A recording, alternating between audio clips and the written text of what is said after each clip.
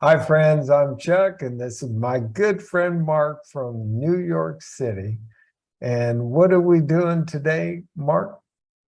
We've been making our way through the book of Acts, as you guys know, from the disciple maker's perspective. And we've been looking at the first missionary journey of Paul, Barnabas, beginning John Mark. So we got to finish that up today as they finish up their journey with a lot of intense things happen. So it's not just easy and finishing up, but then they make their way back to Antioch to end it out.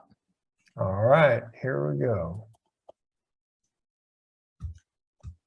All right. So it says in verse 19, but Jews came from Antioch and Iconium, and having won over the crowds, they stoned Paul and dragged him out of the city, supposing him to be dead.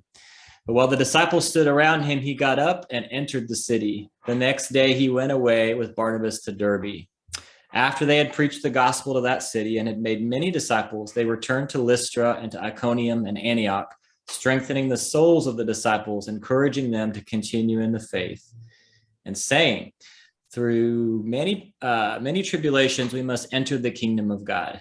When they had appointed elders for them in every town or every church, they prayed with fasting. They commended them to the Lord in whom they had believed. They passed through Pisidia and came to Pamphylia.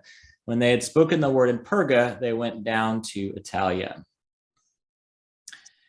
From there, they sailed to Antioch, from which they had been commended to the grace of God for the work they had accomplished. When they had arrived and gathered the church together, they began to report all things that God had done with them, and now he had opened a door of faith to the Gentiles. And they spent a long time with the disciples. All right, so a lot of things happening there. Um, oh, I'm trying to remember. It's been a while since we read the last part, but didn't they go from hero to zero real quick in this town? Yes, that's right. That's right.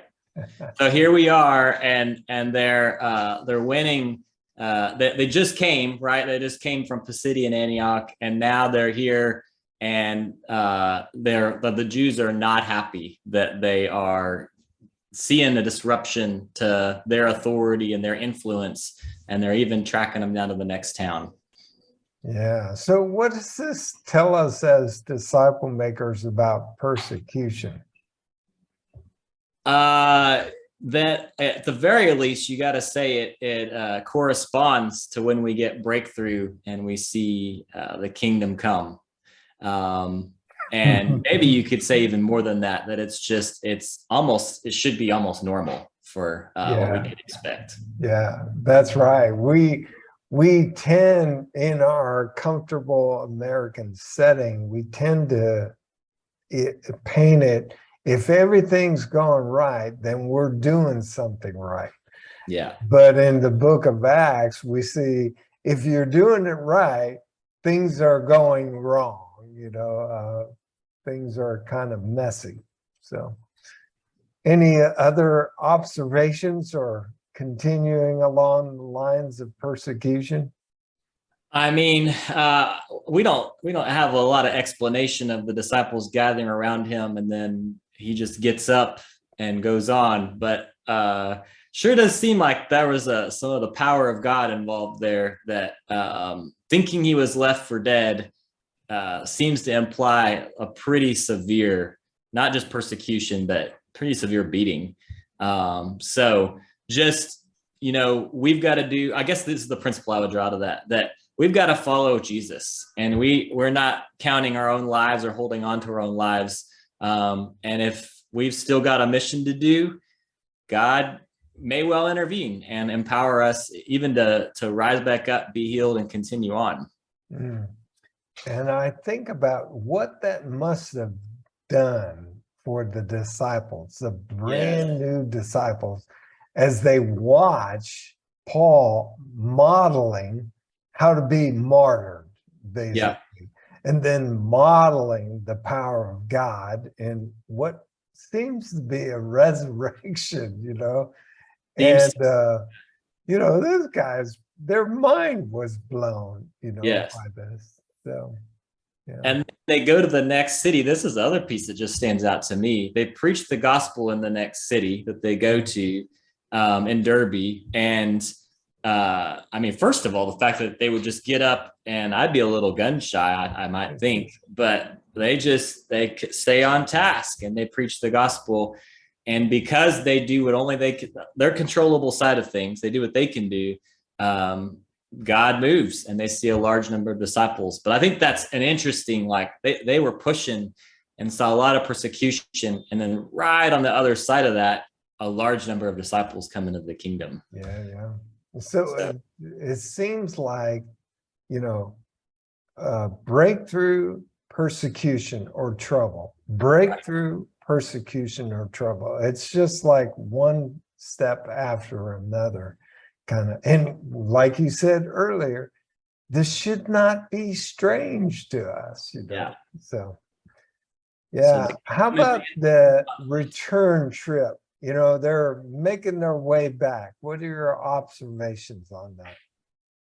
Yeah, I'm sure you've got a lot of thoughts on this, Chuck. I think the thing that jumps out to me is that there is a revisiting of those churches, and we do see here that churches have formed where they've been, but it's only at this point as they're going back that it says that they appoint some leaders. Yeah. And then through fasting and prayer. So, I mean, there's a lot you could talk about there of how they appointed those leaders through fasting and prayer, committing them to the Lord. But even it seems like after a season, and it may have been even a year or more, where they just left those disciples to see what they would do with what was given to them. And then the elders were appointed out from among them, from within the local church. Elders were appointed.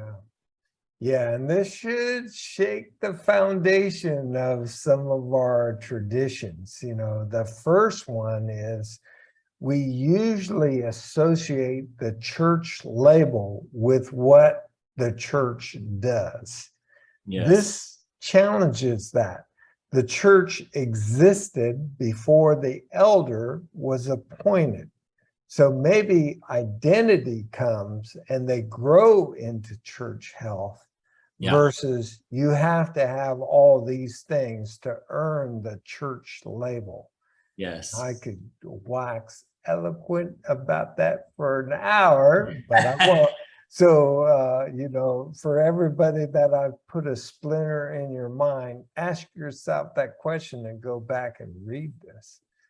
But I like what you said, Mark. They appointed elders from among them. These leaders came out of the harvest. Yes. They're pretty young in the Lord. So that's another splinter in our mind, you know, when we go to 1 Timothy 3 and don't appoint a new believer. Yes. How do we work all this? Yeah. So, how do you define that? Yeah. Yeah. So this should challenge us, and we're not going to do it justice in 10 minutes, but any other observations from this? You know, I think apart from the time they go back to Antioch, this reminds me, this last part of that section there reminds me of Philip in Acts 8. The angel says, go, he goes, he shares with the Ethiopian eunuch. And then the end of that story is he went on and he kept going, didn't just stop. And I see here, they're going back towards Antioch, but it says that they continued to preach the word as they went. And so there wasn't a just, hey, that's awesome. And then they hit the coast button. They stayed on task and continued to preach as they went. Yeah. And it really, you know, there's kind of two camps, maybe the catalytic camp and the mentoring camp, and both would look at this and find strong points for their argument. But when you try to put them together, then, you know, little sparks fly, you know. But we see both and here. We see that Paul is with Barnabas and they have the apostolic team. And I would say that Barnabas is discipling Paul. It's a leadership development. And Yeah. primarily through delegating authority to Paul. It seems like he's team lead in Yeah. name. Yes. Okay, in name. But so then later, Paul picks up this same pattern that Jesus modeled of bringing people and investing deeply in a few. But it doesn't stop them from catalyzing the movement, just like Jesus, preaching in every town and village, the kingdom of God is at hand. So we have these two concepts married together, both mentoring and catalytic message being practiced at the same time. So I preach, sorry. Oh, that's worth the price of entry right there. That was the gold nugget. So Yeah. good word. All right, so we'll continue on with the third missionary journey next time, and there's a little brouhaha that happens in between there and the next one, but we'll talk about that. So we love you. God bless you. And until next time, keep following Jesus.